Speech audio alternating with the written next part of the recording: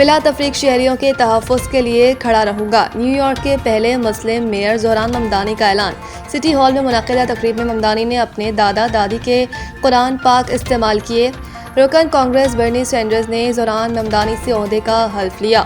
شہر کے پہلے مسلم میئر زہران ممدانی نے خطاب میں کہا کہ آج سے نئے عہد کا آغاز ہو گیا۔ اگر آپ نیو یارک کے شہری ہیں تو میں بلا تفریق آپ کا میئر ہوں۔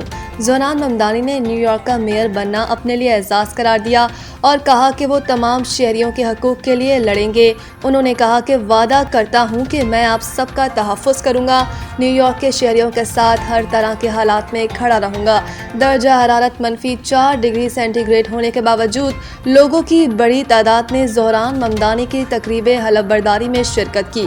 زہران ممدانی نیو یارک کے پہلے مسلمان میئر بننے کے ساتھ ایک صدی میں کم عمر ترین میئر بھی بن گئے ہیں۔